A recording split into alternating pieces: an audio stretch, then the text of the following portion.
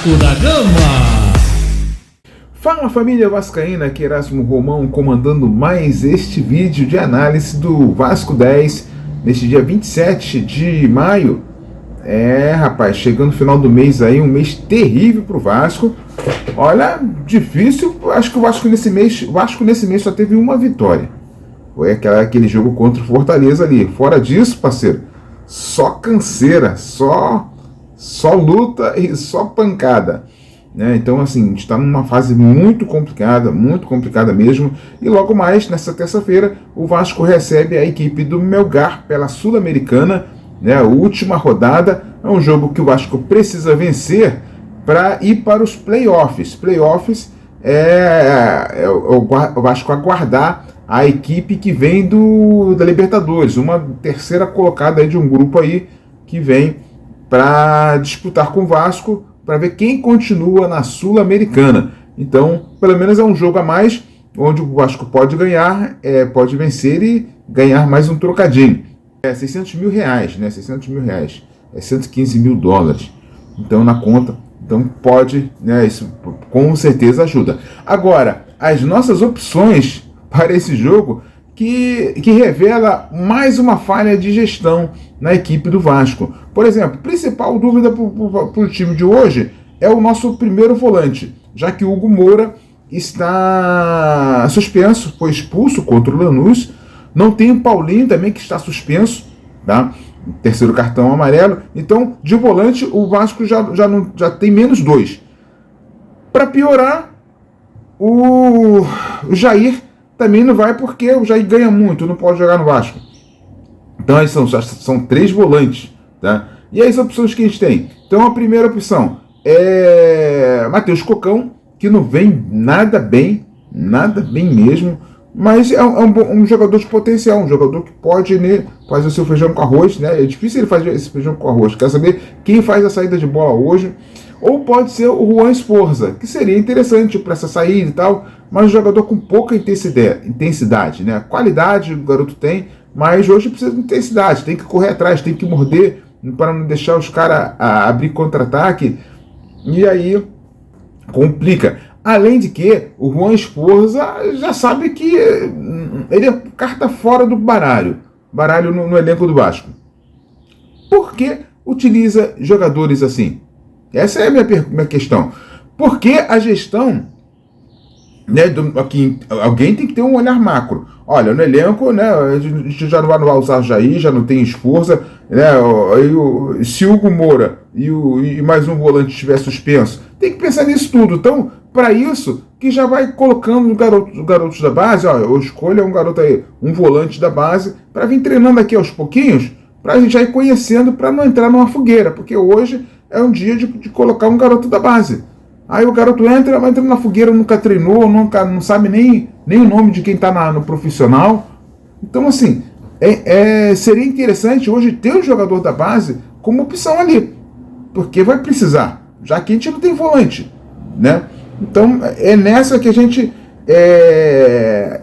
bobeia, E um garoto que poderia já estar sendo trabalhado, não está. Então, um garoto desse não tem minutagem, nem treinamentos com a equipe profissional, e numa hora dessa fica complicado de usar um jogador desse tipo. Nós temos algumas opções no banco muito questionáveis. Nós temos opções no banco como o Adson, que é um jogador que está retornando aí de cirurgia, mas olha como é difícil para um jogador voltar para o Vasco jogando, assim, de ter uma plena, depois de uma cirurgia. É claro que ficou bastante tempo parado, o Adson teve complicações, mas é complicado o Vasco voltar, os jogadores voltar a treinarem, muito complicado mesmo. Jean Davi, a gente já comentou, é um jogador fora do planejamento do Vasco, que o Vasco continua utilizando. Por que não usa o garoto?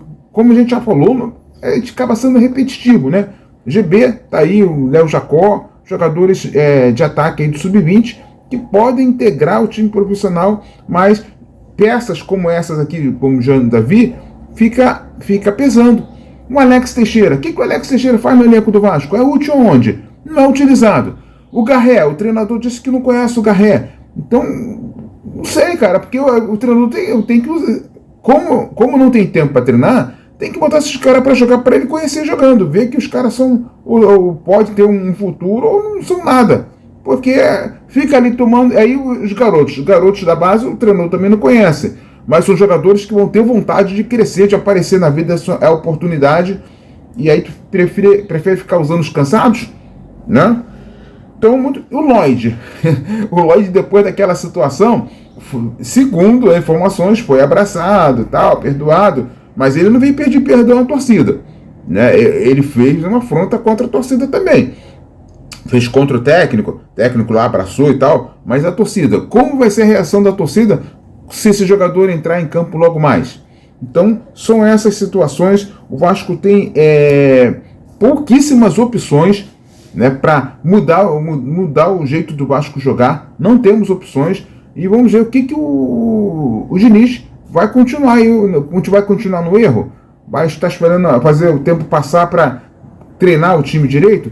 Bota os garotos aí, gente. Que é isso? Vai ficar errando sempre, né?